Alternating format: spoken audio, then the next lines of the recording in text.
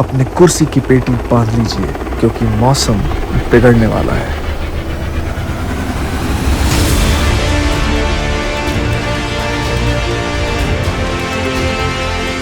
स्वागत है आप सबका एक नए वीडियो में। आज लेकर चल रहा हूं मैं आपको दुनिया के एक ऐसे हिस्से में जो बेहद खूबसूरत है, लेकिन ज्यादातर लोगों ने इसे आज तक देखा ही नहीं है। देश का नाम है इटली और अगले कुछ मिनटों में मैं आपको इस देश के एक ऐसे हिस्से, ऐसे नज़ारे दिखाने वाला हूं जिनके बारे में शायद आपने पहले कभी सुना भी ना हो। सो आई होप आपने कुर्सी की पेटी बांध ली होगी, because we are taking a flight to Italy.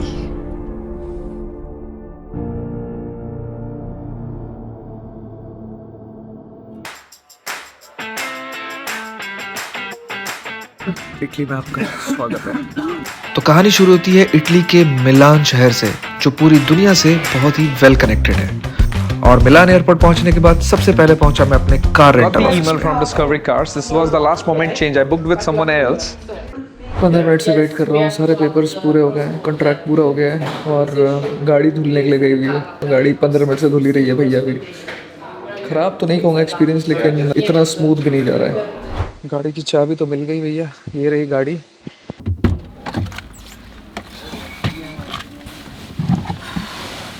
Okay, the car looks nice. एक और दिक्कत है भी, हॉस्टल के पास मेरे को पता नहीं पार्किंग है कि नहीं है। ठीक है, लेकिन ठीक है, जो है सो है। अब चलते हैं और देखते हैं इटली के शहर में गाड़ी चलाने में कैसा लगता है। पहली बार चलाऊंगा यहाँ पे गाड़ी। ठीक है जी, चलो लेट्स गो।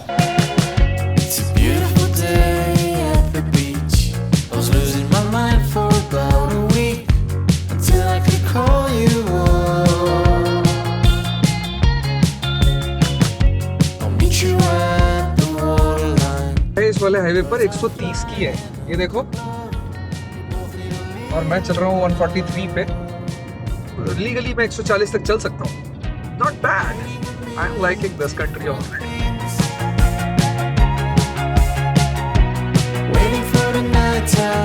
कहीं कहीं बहुत कंफ्यूजिंग है भाई। चलता जा रहा हूँ, गूगल माता जो बोले जा रही है, चलता जा रहा हूँ। 42 किलोमीटर दूर जाना है और ऐसे रोड पे लेकर के आ गया जिसकी 50 किलोमीटर की क्या कहते हैं स्पीड लिमिट है यार। और पता नहीं एकदम नेबरहुड्स के बीच में से लेकर के जा रहा है। गूगल भी ना ऐसे ऐसे काम करता है। आई एम प्रीटी श्योर कि बाहर से बाहर हाईवे जरूर होगा, पर ऐसी जगह पे ले आए। देखो यहाँ तो 20 का स्पीड लिमिट है यार। देखो हद होती है ना, गूगल कभी कभी ना एकदम फंसा देता है।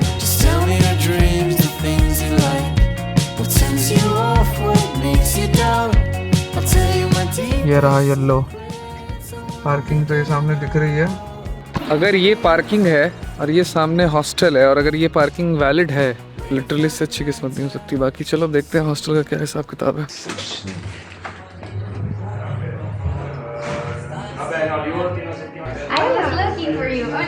Hello. Hi. I have a reservation. Amit. AMIT. A mixed dorm for free. We update you. Free upgrade. Okay. Free upgrade to a 4 mixed dorm. It's better. Okay. So Thank you. you pay already €6 and then you have a balance of 39. Parking here is allowed. ¿Y sabes si hay algún धन्यवाद। तो मैं कमरे का आपको एक दे देता हूँ tour छोटा सा। हॉस्टल का नाम है येलो स्क्वायर। इटली में कम से कम ये 3 जगह पे तो है। मैंने हॉस्टल वर्ल्ड से बुक किया है इसको, और 8 बेड या 6 बेड मैंने बुक किया था। उन्होंने मुझे अपग्रेड करके 4 बेडरूम वाला दे दिया, और उसमें भी कोई नहीं है फिलहाल कमरे में। ये लॉकर्स हो गए। उसके बाद ये हो गए बेड 1 2 3 4। 3 नंबर जो बेड है वो मेरा है, एंड बेड के ऊपर वहां पर दिख रहा है लॉकर, एक लॉकर दिख रहा है। So that is something really really amazing, because ये मैंने बहुत कम हॉस्टल्स में देखा है। पावर आउटलेट्स, यहाँ पे स्विच है, वहाँ पे पावर आउटलेट्स हैं, तो सब कुछ अच्छा है। गद्दा जो है काफी अच्छा है, बहुत ऊंचा है, मतलब काफी गद्देदार मुझे लग रहा है। मुझे ऐसा लग रहा है कि ये कंफर्टेबल होगा काफी। एक टेबल चेयर दिए काम करने के लिए, जिसपे कभी नहीं काम होगा, आई एम श्योर। और इनका अपना खुद का पर्सनल बाथरूम है यहाँ पर, which is super good. Shower है, टॉयलेट है, सिंक है, सोप है, और वहाँ पर बॉडी और शैम्पू वाले दोनों चीजें लगी हुई है। हालांकि मेरे पास खुद के भी हैं, प्लस इसमें हीटर भी है। सो अगर आप ठंड में आते हो तो हीटर मिलेगा। एंड वाओ, ये देख करके तुम्हारा दिल खुश जाता है भाई। जहाँ मुझे ये मिल जाता है ना, वहाँ इन जुल्फों की खातिरदारी हो जाती है। ये विंडो भी आप खोल सकते हैं, एसी डक्ट भी होगा, आई एम श्योर। ये रहा एसी। कपड़े टांगने के लिए यहाँ पर आपके पास है। अगर कमरे में कोई नहीं आता है तो मैं मस्त सोऊंगा कमरे के अंदर, कोई दिक्कत नहीं है। अब इस हॉस्टल में रिसेप्शन आपने देख ही लिया चेक इन के टाइम पे। हॉस्टल में एक कोवर्किंग स्पेस है, 3 बार हैं, और एक ड्रिंक जो है फ्री, उन्होंने मेरे को एक वेलकम ड्रिंक का कूपन दे दिया, उसमें एक बियर या एक कोई ड्रिंक ले सकते हो। काफ़ी सोशल हॉस्टल है, तो काफ़ी सारे इवेंट्स होते हैं। आज भी 2 इवेंट्स शाम को 6:30-7 बजे के आसपास। मैंने बोला भैया मैं सो करके नहीं उठूंगा, तुम कहाँ से इवेंट की बात कर रहे हो। सब टैक्स टूक्स मिला करके मेरे को 40 यूरो का पड़ा ही है, ठीक है। 40 यूरो मतलब हो गया करीब 3500 रुपये, 3600 रुपये के आसपास का। 3500-3600 से नीचे ढंग का कोई भी हॉस्टल इटली में है नहीं। अब बाकी कंट्रीज का मुझे नहीं पता अभी यूरोप में, बट इटली का मेरे को थोड़ा बहुत आइडिया है, जर्मनी का आइडिया है, फ्रांस का आइडिया, क्योंकि मैं यहाँ पर गया हूँ और हर जगह पे करीब करीब जो भी ढंग का हॉस्टल था वो इतने का ही था। और हॉस्टल क्लीन जितना है, I am happy for this price. So या कुछ और होगा नहीं, अब मैं जा रहा हूँ सोने।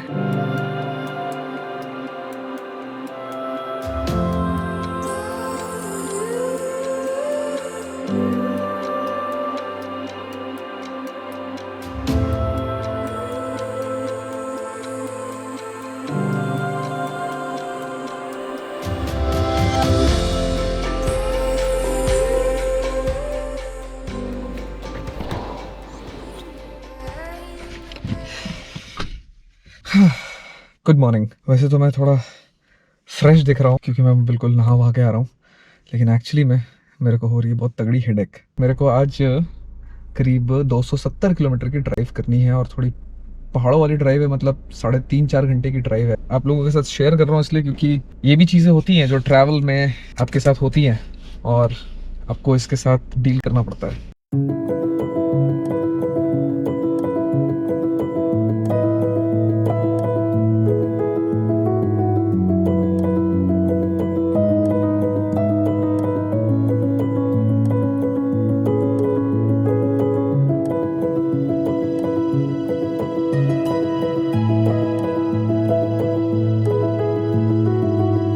दो दिन हो गए मेरे को यूरोप में आए हुए, अभी तक मैंने एटीएम जा करके कैश नहीं निकाला। हाय,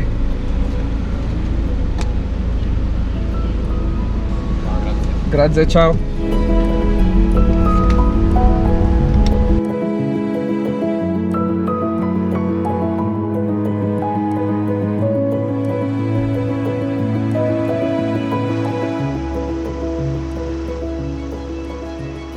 कितनी भयंकर धूप है यार। मैं पहुंच गया हूँ अपने hotel, best western hotel book किया है मैंने, यही होना चाहिए मेरे ख्याल से। Hi, I have a reservation. Yes, on which name? Amit, AMIT। Okay. Can I have an ID, please? Thank you very much.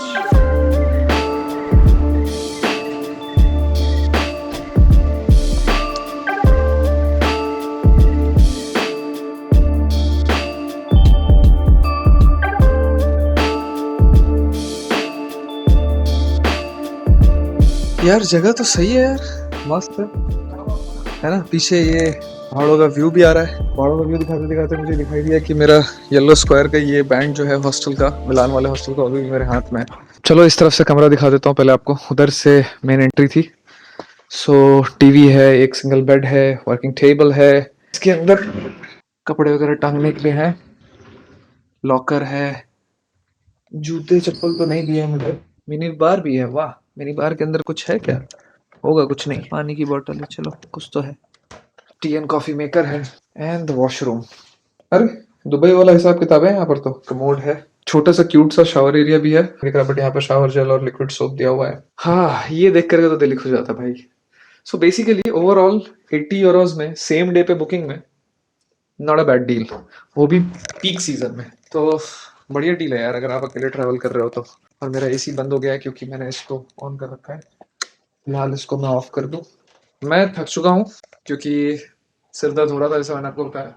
तो मैं थोड़ी देर तो रेस्ट करूंगा, फिर अब रेस्ट करते करते ही मुझे लगता है अंधेरा हो जाएगा। तो जो भी होता है अब कल देखते हैं।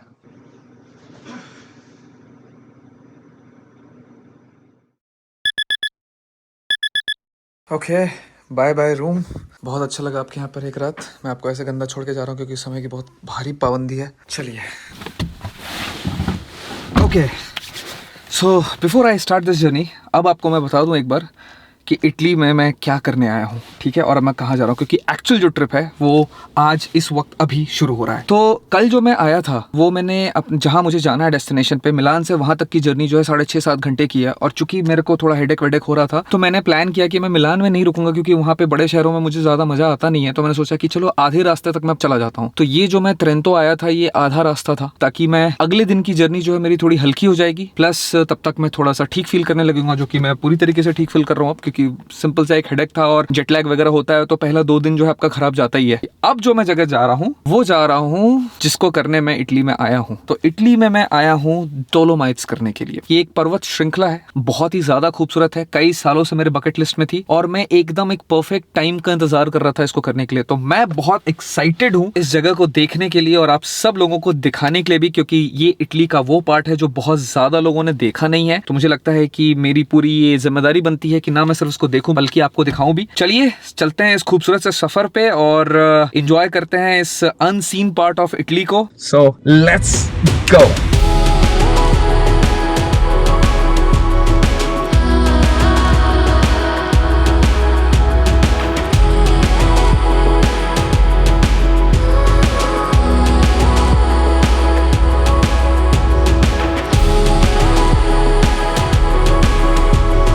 रास्ते में रोक लिया मैंने, फल की दुकान दिख गई है। आए जरा अंकल से बातचीत की जाए इटालियन में, समझ में आएगा नहीं मुझे मालूम है। Bonjour, hi, hi. Inglese? No? In inglese no. No. Carta? Carta per pagare? No, non ho carta. Grazie, grazie. Sorry, sorry. अरे यार मैं भूल ही गया, मेरे पास कैश नहीं था यार, शिट। कोई बात नहीं।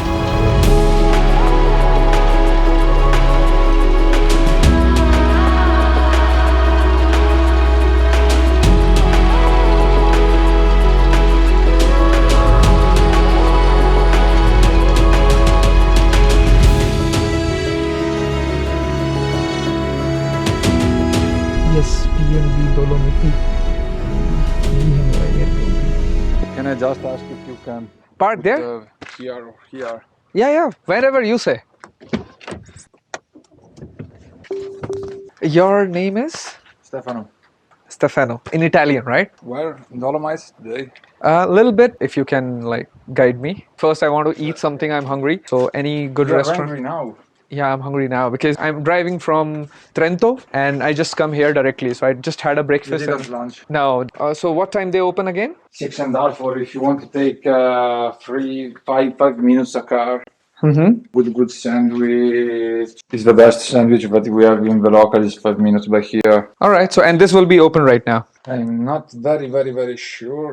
तो काफ़ी कुछ जो है बता दिया भाई ने, स्टेफानो ने, और काफ़ी कुछ इन्फॉर्मेशन दे दी। पहले 5 मिनट में ही काफ़ी कुछ पता चल गया मुझे कि क्या एग्जैक्टली करना चाहिए वगैरह वगैरह। प्लस मुझे भूख लगी थी तो पहले तो मुझे रेस्टोरेंट बता रहे थे, बट बाद में शायद जो उनकी मम्मी है उन्होंने आकर के बोला कि इसको भूख लगी है तो हमें कुछ बना करके देते हैं। माएँ हैं ना, माएँ किसी भी देश की हों ऐसी होती हैं, वो बच्चों को भूखा नहीं देख सकती। मैं वो जो कह रहा था एयरबीएनबी में एक्सपीरियंस वाली बात ना, पहले वो यही कह रहा था मैं, क्योंकि ये होस्ट के ऊपर बहुत डिपेंड करता है कि आपका होस्ट कैसा है। होस्ट के पर्सनल नेचर के ऊपर आपका पूरा एक्सपीरियंस ऊपर और नीचे हो सकता है। Luckily there is a good start here.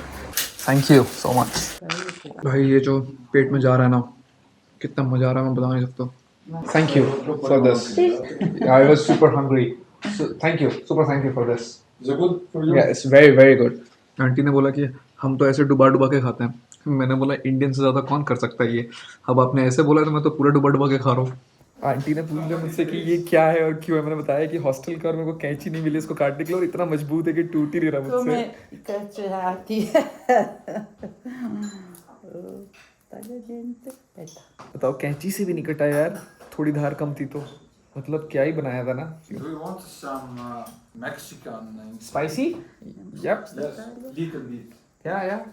Totally, no problem. Thank you. Grazie. Finally खुल गया भैया, फ्री हो गया मैं। This is for Tracime. All right. So what I learned about is that there is the parking, there is one shelter, then there is second one in the between, and then second to third it's very easy hike. अभी Stefano मेरे को लेकर के आया है अपने studio में नीचे। तो पता चला मेरे को कि ये तो कतई घना आर्टिस्ट है भाई। ये देख रहे हो 21 साल से बजा रहा है ये। और उधर पियानो भी है। बोल रहा मेरे को फरमाइश करो। मैंने बोला अब इसको हिंदी में तो नहीं आता होगा। मैंने बोल दिया मिशन इम्पॉसिबल का साउंड ट्रैक बजा के बताओ।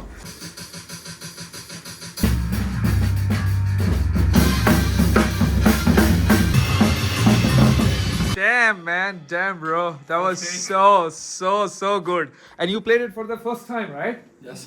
Oh my god, this was super amazing. Because it's different. Tan, tan, tan, tan, tan, tan. That's the first time it was what? Maybe, but for me it was like all good. Super amazing. इधर से आया मैं और ये रहा कमरा। So this is the room. 2 bed लगे हुए हैं। हालांकि ये पूरा रूम नहीं, एक्चुअली तीसरा भी है, पर ये पूरा कमरा मेरे लिए है। और ये कैबिनेट्स बने हुए हैं। एक बालकनी भी है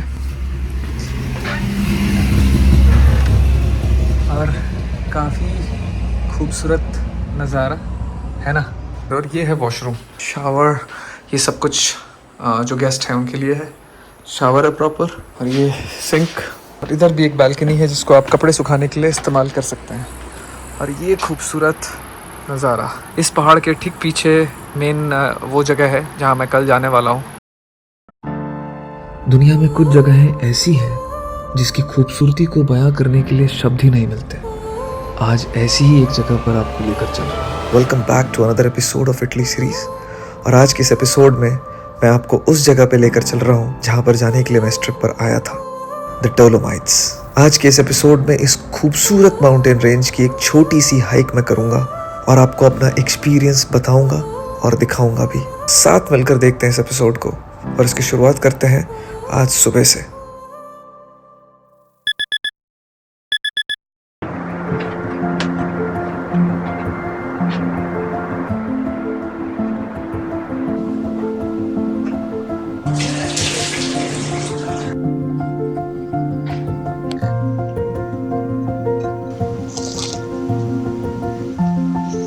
I don't know how she found it, but like Ayurveda.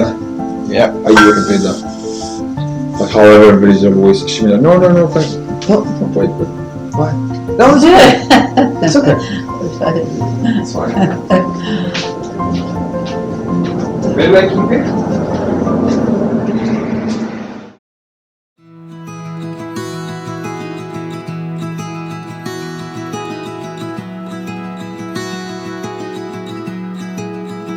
वैसे मैं पहाड़ों का बंदा हूँ नहीं, क्योंकि मैं समुंदर, बीचेस ये सब ज़्यादा पसंद करता हूँ। लेकिन फिर भी यार पहाड़ों की बात ना कुछ होती है यार।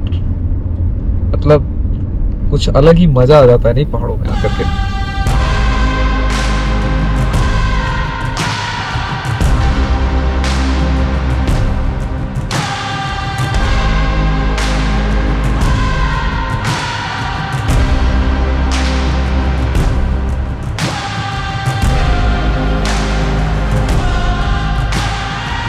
ओके सो 12 किलोमीटर और रह गए हैं। 35 किलोमीटर की जर्नी थी ये पूरी। 1 घंटे 5 मिनट दिखा रहा था, अब सिर्फ 24 मिनट रह गए हैं। 12 किलोमीटर बाकी है। मेरे ईयर्स पॉप हो रहे हैं। मतलब बेसिकली काफ़ी अच्छी एलिवेशन पे आ गया हूँ मैं। मज़ा तो बहुत आ रहा है गाड़ी चलाने में, बस ये ईयर पॉप हो रहा है थोड़ा सा, वो बस दुख रहा है।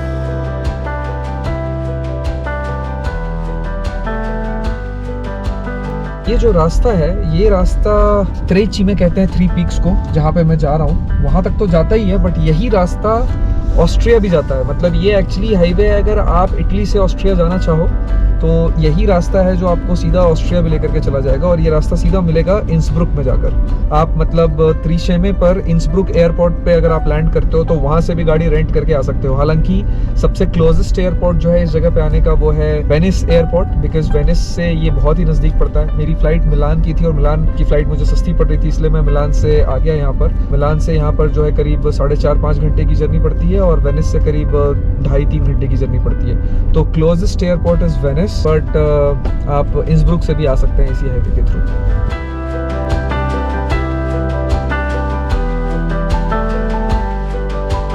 ये है लेक मिसूरीना, जो कि यहाँ का एक काफ़ी फेमस स्पॉट है। और यहाँ से वो आपको सारे पीक्स जो है बहुत अच्छे से दिखते हैं। और यहाँ पर है ये एक पार्किंग।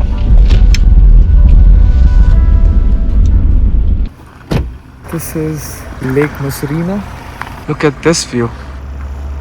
वाह, जब लोग त्रेचीमे की तरफ जा रहे होते हैं तो ये जो लेक मिसुरिना है, यहाँ पर लोग एक स्टॉप लेते हैं और यहाँ पर रुक कर आप इधर इस तरफ काफ़ी सारे कैफ़ेज़ वगैरह हैं, वहाँ पर आप नाश्ता वाश्ता कर सकते हैं। होटल्स भी हैं यहाँ पर, आप अपना स्टे बना सकते हैं, अपना बेस बना सकते हैं। ये जो जगह है वो करीब 1400 मीटर के एलिवेशन पर है। मैं जहाँ रह रहा हूँ वो करीब 700 मीटर के एलिवेशन पे, तो करीब 700 मीटर ऊपर है। तो आपका जो एक्लिमेटाइजेशन है वो थोड़ा और अच्छा हो जाएगा अगर आप यहाँ पर आकर के 1-2 दिन गुजारते हो तो। और यहाँ से अगर आप आगे चढ़ाई शुरू करोगे तो आपका जो डिफरेंस ऑफ एलिवेशन है वो बहुत ज़्यादा नहीं होता। बट मैं चूँकि लास्ट मोमेंट पे ट्रैवल किया था मैंने, तो यहाँ के जितने भी आपको स्पॉट्स दिख रहे हैं ये सारे के सारे सोल्ड आउट है। आपको दिख रहा होगा कितनी सारी गाड़ियाँ लगी हुई हैं। ये गाड़ियाँ कहीं जाने वाली नहीं है, ये इन्हीं के यहाँ रह रही हैं। ये फैमिलीज जो है इनमें से शायद 20-30% ही होंगे जो यहाँ पर डे ट्रिप्स पे हैं, बाकी सारी जो है वो यहाँ के अकोमोडेशंस में रुकी हुए लोग हैं। अब एक्चुअली यहाँ से जो है वो एक्चुअल चढ़ाई शुरू होगी। यहाँ से जो आगे का 10 किलोमीटर का रास्ता है वो बिल्कुल खड़ी चढ़ाई है। करीब 1 किलोमीटर का एलिवेशन लेंगे, 1000 मीटर्स का करीब एलिवेशन है,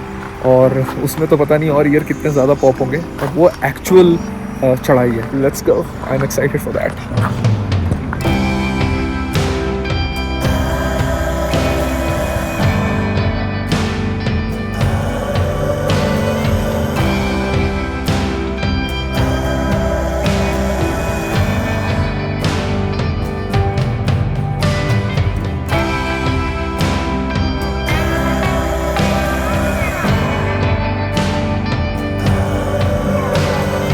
ये रास्ते पे देखो, ये मतलब लेक के जस्ट बगल में ये जो पार्किंग्स हैं इसमें कितने सारे मोटर होम लगे हुए हैं। बहुत ही फेमस स्पॉट है ये कैरावैनिंग के लिए। देख लो कितने सारे मोटर होम्स लगे हुए हैं। खड़ी चढ़ाई आ गई, ये देखो।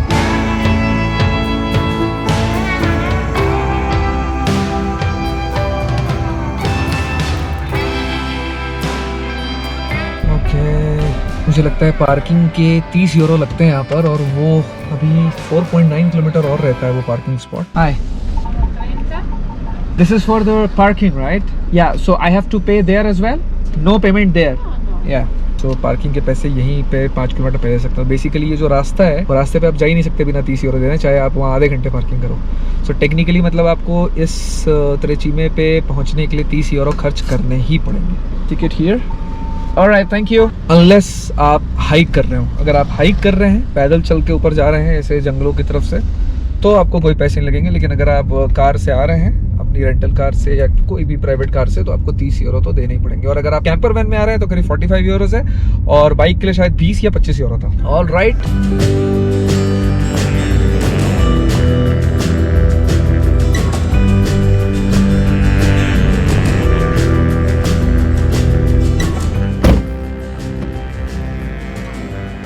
कभी कभी लॉक हो जाता है ये। सो ये रहा पार्किंग का हिसाब किताब। देख रहे हो लाइन से लगी हुई है गाड़ियाँ। मेरी किस्मत अच्छी है कि मैं इतने ऊपर तक भी मेरे को पार्किंग मिल गई है, वरना लोग वहीं पर लगा दे रहे हैं। उतना चल करके आना पड़ता मेरे को। और व्यू देखो, पर जो एक्चुअल व्यू है यार वो तो त्रेचीमे का यहाँ है। गाड़ी यहाँ पर लगा दी मैंने, और मज़ा आ रहा है मुझे क्योंकि भगवान ने मेरी सुन ली है। धूप नहीं है, बादल आ गए हैं। हालांकि बादल मुझे बहुत ज़्यादा दिख रहा है, बस भगवान मेरी इतनी ही सुनना कि सिर्फ बादल तक रखना, बारिश तक नहीं करना। धूप भी आ रही है बीच बीच में, ठीक है। चलो धूप छाव का खेल होता रहेगा। वैसे नाम जो है त्रेचीमे दे लब्रेदो है, अगर मेरी प्रोनाउंसिएशन ठीक है तो, जिसका मतलब होता है 3 पीक्स। और ये सबसे पहला स्टॉप है पार्किंग का, जहाँ पे ये रिफ्यूजियो ऑरेंजो है। रिफ्यूजियो मतलब होता है रिफ्यूज शेल्टर, जो World War I के टाइम पे यूज़ करते थे सारे ये मिलिट्री वाले लोग। इन जगहों पर शेल्टर लेते थे वो। अब ये सब चेंज होकर के माउंटेन हट्स बन गए हैं और टूरिस्ट स्पॉट्स बन गए।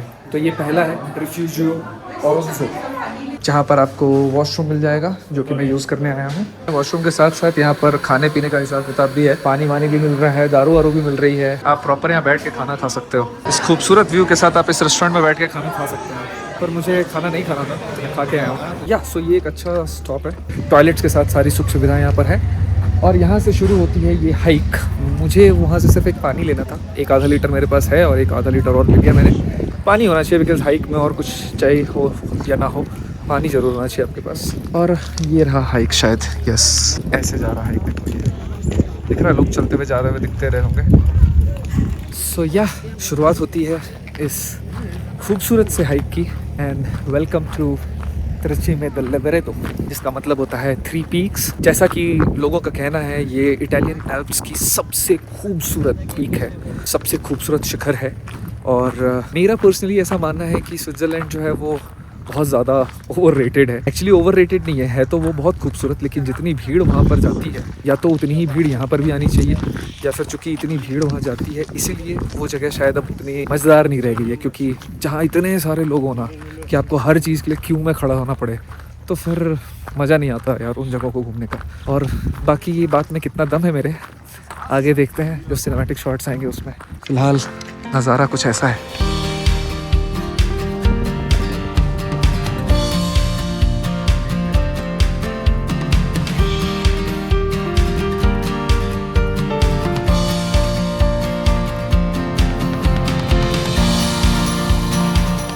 ओके सो अभी तक फ़िलहाल बहुत नॉर्मल हाइक है, कोई खास थकान वकान हो नहीं रही है। आई होप आगे भी ऐसे ही रहेगा।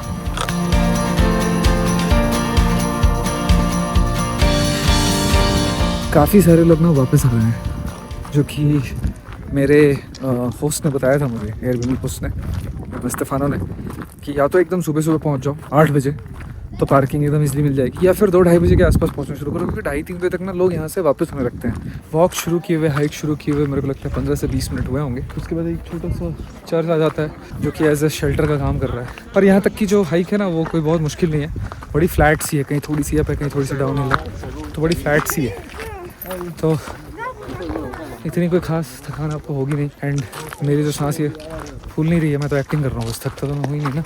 लोग अपने छोटे छोटे डॉग्स के साथ, मतलब बड़े डॉग्स के साथ तो यहाँ पर लोग हाइक कर ही रहे हैं, लेकिन जो छोटे छोटे डॉग्स हैं ना, टॉय ब्रीड्स, उनके साथ भी लोग हाइक कर रहे हैं। I don't know toy breeds इतना ज़्यादा हाइक कर सकते हैं, पता नहीं, या फिर ये हाइक बहुत ही नॉर्मल है, जो भी है। बट जितना मैंने अभी तक हाइक किया है इसको मैं डिफ़िकल्ट बिल्कुल नहीं कह सकता, मॉडरेट भी नहीं कह सकता, ईजी ही कहूँगा। और व्यूज़ जो है उस हिसाब से बहुत ही अच्छे हैं।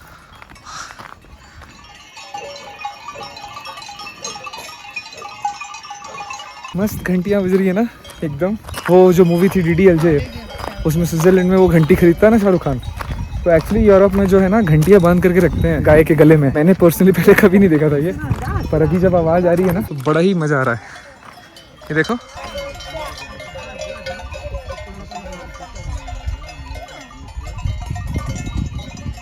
ऐसा लग रहा है सिंक में बजा बजा करके गर्दन हिला रहे हैं ये। And this is what I was talking about. लोग मस्त अपने डॉग्स के साथ हाइक कर रहे हैं।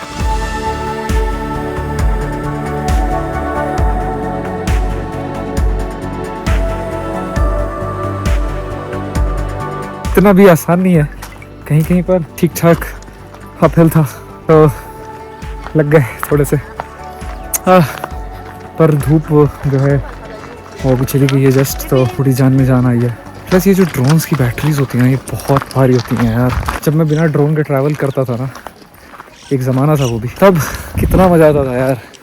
10-10 दिन में पूरी कंट्री नाप देता था। सेकंड स्टॉप तक पहुंच गया हूँ, जो कि सेकंड रिफ्यूजियो है, ये रहा, जो त्रिची दे लब्रेदो जो नाम है, उसमें से ये जो दूसरा रिफ्यूजियो है उसका नाम है लब्रेदो। और रिफ्यूजियो कह रहे हैं, जैसे मैंने बता दिया आपको, कि रिफ्यूज, शेल्टर, पनाह, एज ए पनाह इस्तेमाल किए गए थे वर्ल्ड वॉर 1 के दौरान पे, जब आर्मी जो है जर्मनी और ऑस्ट्रिया की इधर आ रही थी। और एक्चुअली वर्ल्ड वॉर के वक्त पे ये जगह जो थी वो ऑस्ट्रिया के अंदर थी, और इसी वजह से काफ़ी सारे लोग अभी भी इस इलाके में जर्मन बोलते हैं। पर आप होटल वगैरह में जाओगे तो आपको इटालियन में थैंक यू के साथ साथ इंग्लिश में तो मिलेगा ही, जर्मन में भी मिलेगा आपको। हर जगह पे डंक, ऑफ विटरजेन, ये सब आपको देखने को मिलेगा। हाय, वो डॉग ने मेरे को कैमरे में बात करते देखा और एकदम से मेरी तरफ आ गया ना, उसको भी व्लॉगिंग करनी है। तो ये रहा फाइनली लब्रेदो। काफ़ी भीड़ है क्योंकि ये भी एक शेल्टर है। मैं भी कोई जगह ढूंढ करके पहले बैठता हूँ। यहाँ तक तो रास्ता एक्चुअली बहुत आसान था।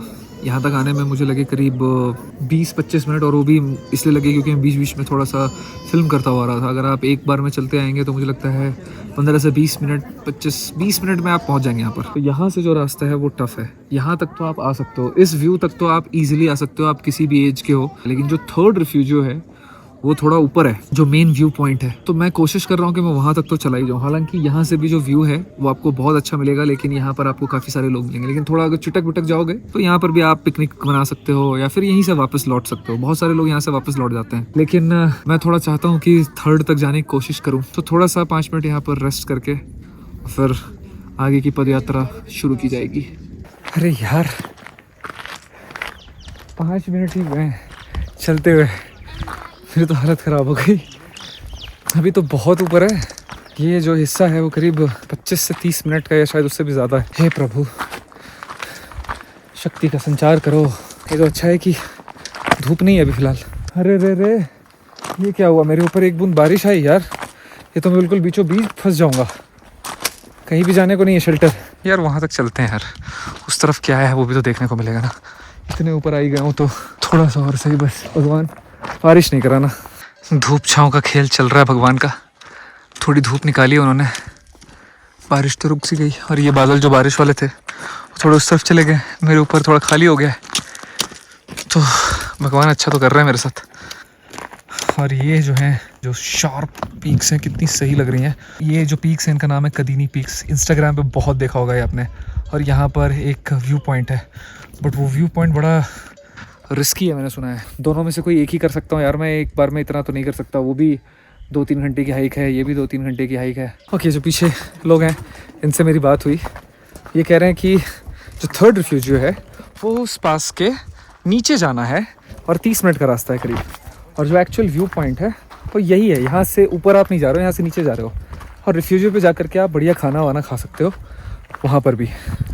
और वहाँ तक जाने का मेरे को अब कोई मतलब नज़र नहीं आ रहा, क्योंकि रिफ्यूजियो मेरे को देखना नहीं है। क्योंकि कल मैं एक बहुत खूबसूरत रिफ्यूजियो जा ही रहा हूँ और जितनी ऊंचाई पे मैं आ सकता था, जो सबसे ऊंची जगह थी, वहाँ तक मैं आ गया हूँ। और जो व्यूज़ हैं वो कमाल है। मतलब ऐसे आपको इसमें नहीं पता चल रहा है। अभी आपको मैं ड्रोन शॉट्स में दिखाता हूँ कि क्या ये जगह है यार। सम ड्रोन शॉट्स।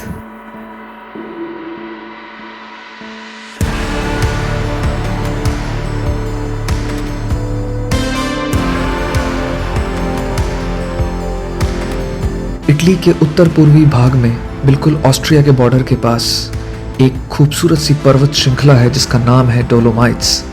और इस डोलोमाइट्स की जो सबसे खूबसूरत शिखर है उसका नाम है त्रिचीमे, यानी कि 3 पीक्स। ये जगह इतनी खूबसूरत है कि इसको यूनेस्को का वर्ल्ड हेरिटेज साइट भी घोषित किया गया है।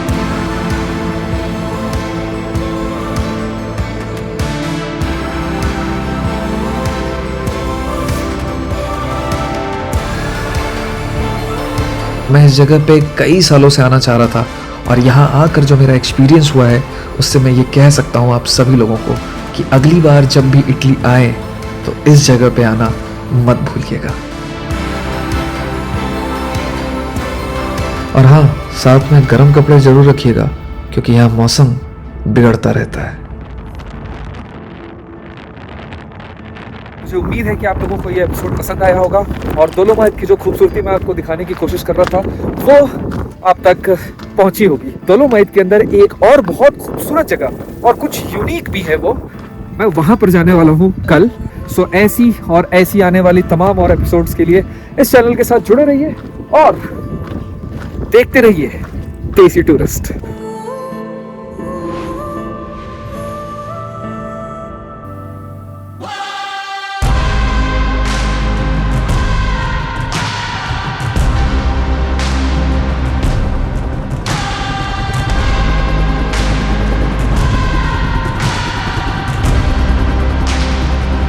ये कहानी किसी माउंटेन सबमिट या किसी पर्वत पे चढ़ाई की नहीं है, बल्कि इटली की इन दुर्गम पहाड़ियों के बीच बसे एक नायाब हॉस्टल की है जिसका नाम है रिफ्यूजियो लगासोई।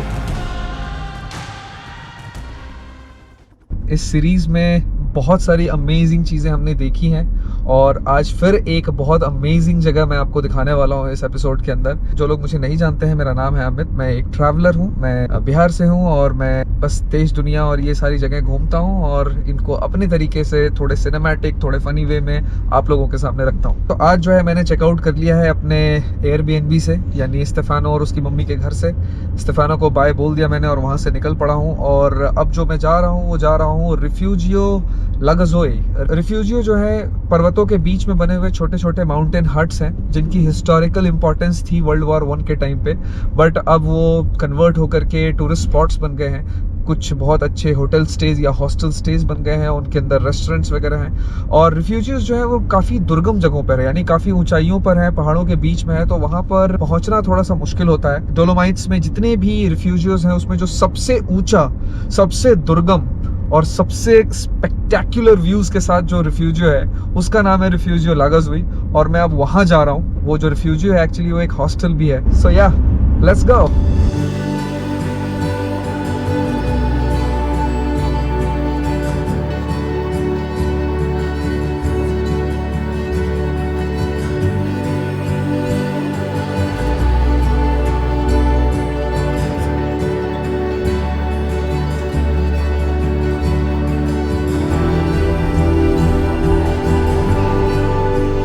पहुंच गया मैं पार्किंग लॉट पे। सुबह 6 बजे से शाम के 6 बजे तक का पार्किंग रेट तो मेरे को दिख गया, जो कि 5 यूरो है। गाड़ी जब तक बिल्कुल स्ट्रेट ना लगे ना लाइन में, मज़ा नहीं आता मेरे को। जब आप टिकट जो मिली है गाड़ी में आपको, वो टिकट लेकर के आप जब वापस जाओगे तो यहाँ पर आप उसको पे करते हुए जाओगे। पे करने का कार्ड से भी ऑप्शन है और इनफैक्ट टैप भी है। Hi, ticket for the cable car. या I am coming down tomorrow. Okay, then you have to take only one way because the round ticket is valid only for today. Then today you take one way up and tomorrow one way down. So ये है tariff जी, 20 euro one way, 28 euro आना जाना। लेकिन अगर आप आज जा कर कल वापस आ रहे हैं तो आपको 2 बार देना पड़ेगा।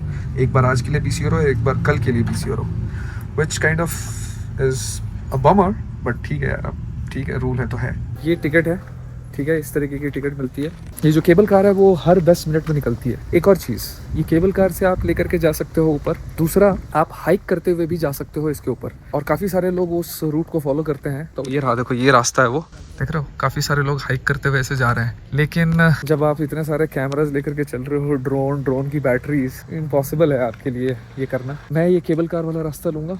मैं यहाँ पे गाड़ी में अपना सारा बड़ा सामान छोड़ दूँगा और सिर्फ 2 छोटे छोटे बैग्स लेकर के जाऊंगा। तो एक ही दिन का तो ऊपर स्टे है, तो मैं सारे कपड़े और बड़ा बैग ले जा करके करूँगा क्या। भारी हो गया भाई। मेन बैग जिसके अंदर मेन कैमरा और मेन ड्रोन, लैपटॉप, उसकी बैटरी, सबकी बैटरीज। ये सेकेंडरी जिसमें थोड़े से कपड़े और एक जैकेट, क्योंकि ठंड लग सकती है ऊपर, और प्लस सेकेंडरी ड्रोन, उसकी बैटरीज, रिमोट्स, ये सब, और एक ये कैमरा अलग से। Life of a film maker. इसको तो भूल ही गया था बताना। पता नहीं टिकट कहाँ गिरा दी यार मैंने। इतनी दूर पहले ऐसे चल कर के आया, अब वापस चल के जा रहा हूँ। गाड़ी के पास ही होना चाहिए। ये देखना, ये तो किस्मत अच्छी है मेरी कि यहाँ पड़ा हुआ मिल गया मुझे।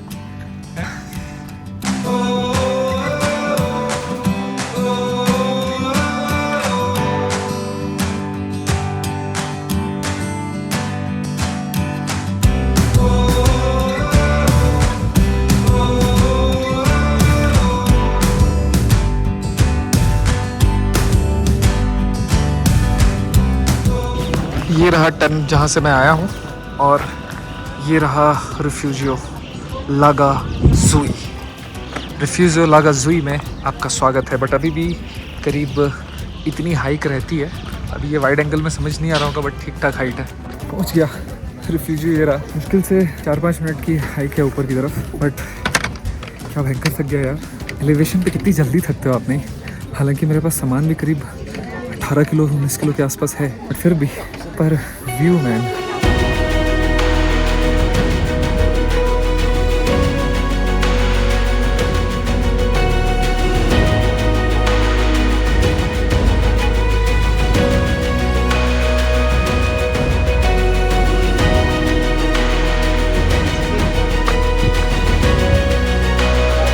Behind you, the rest. Yeah. Take off the boots on the right side. Okay. Okay. And then you find room 4. Room 4. Yes. And then bed. You can pick. Whichever. Yes. Okay. Thank you. Grazie. ये है dormitory, इधर से रास्ता जाएगा। ये shoes लेकर के नहीं जा सकते कमरे में, शूज पहले यहाँ उतारना पड़ेगा। सो इस तरीके का दिखता है यहाँ पे डॉम, और डॉम से जो आगे का व्यू है, seriously। और ये है मेरा बेड, और लोग कैंपिंग भी कर रहे हैं यार। हाँ, हॉस्टल की बाकी जगह को घूमा जाए। इधर से मैं आया था, ये पूरी एली है। 4वां डॉर्मेट्री मेरा था, ये 5वां नंबर है। ये शायद लेडीज़ के लिए है, सिर्फ डॉर्मेट्री है। वॉशरूम मुझे नहीं पता। ये कॉमन वॉशरूम, बहुत ही क्लीन, हीटर वीटर सब लगे हुए हैं, कई सारे शावर बने हुए हैं, सिंक बने हुए हैं। वाह, यहाँ रहता है वहाँ तो मज़ा ही कुछ और आ जाता है मुझे। और वॉशरूम एक ही है क्या? नहीं, ऐसा नहीं होना चाहिए। वॉशरूम और भी होंगे ज़रूर कहीं ना कहीं। अच्छा, ये वॉशरूम जेंटलमैन के लिए और ये वाला वॉशरूम लेडीज़ के लिए। This is pretty good. Eating a cheese sandwich. and an orange juice at this view. This cannot be better than this. 2752 metre की ऊंचाई पर इटली के उत्तरी भाग में बना ये माउंटेन हट आज के डेट में एक बहुत ही फेमस टूरिस्ट स्पॉट है। ये सिर्फ एक माउंटेन हट नहीं है, बल्कि आप इसको एक कंप्लीट होटल या हॉस्टल कह सकते हैं, जहां पर शेयरिंग और प्राइवेट रूम्स के साथ साथ एक फुल फ्लेजेड रेस्टोरेंट भी है। शेयरिंग रूम्स की कीमत जहां 60 यूरोस के आसपास है, वहीं प्राइवेट रूम्स 250 से 300 यूरोस के आसपास है। मैंने यहाँ पर शेयरिंग रूम में एक बेड बुक किया था जिसकी कीमत थी 60 यूरोस, और इस 60 यूरोस के अंदर आपके स्टे के साथ साथ आपका ब्रेकफास्ट और डिनर भी इंक्लूडेड होता है। 60 यूरोस यानी करीब 5,000 रुपये में इतनी अच्छी जगह पर रहना और खाना दोनों इंक्लूडेड, यकीन ही नहीं होता। और इतना इकोनॉमिक प्राइस होने के बावजूद भी यहाँ का डिनर और ब्रेकफास्ट काफ़ी फैंसी था। और ऊंचाई ज़्यादा होने के कारण यहाँ जो राशन आता है उसको पहुँचाने का काम एक हेलीकॉप्टर के द्वारा किया जाता है। और ऑब्वियसली इस जगह से बहुत कमाल का सनराइज़ और सनसेट दिखता है। मौसम ख़राब होने की वजह से मुझे सनराइज़ तो नहीं दिख पाया था, लेकिन सनसेट बखूबी दिखा था।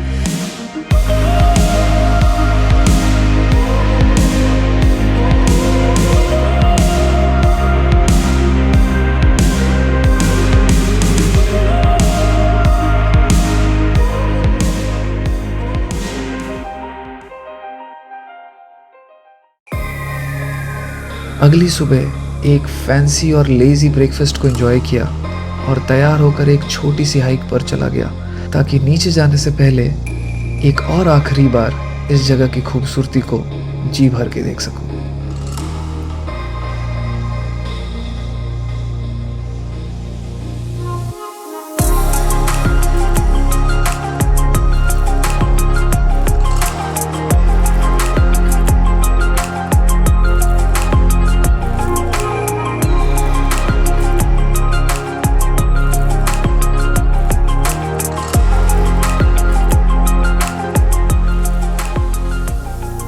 ओके, सो फाइनल कुछ थॉट्स जाने से पहले और इस एपिसोड को ख़त्म करने से पहले।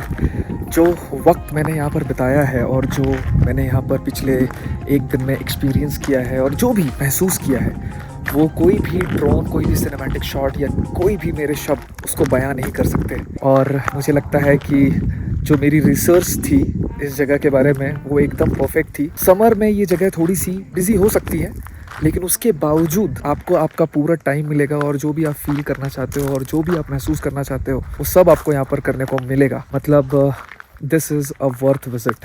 करने को बहुत कुछ है, कई सारे हाइक्स हैं जो कुछ तो बहुत नॉर्मल और इजी हैं। 20-25 मिनट में भी आप ब्रेथ टेकिंग व्यूज़ पे पहुंच सकते हो, जैसे वो वाला जो क्रॉस का साइन बना हुआ है, मैं नाम नीचे लिख दूंगा, आप सर्च कर सकते हो गूगल पे भी उसके बारे में।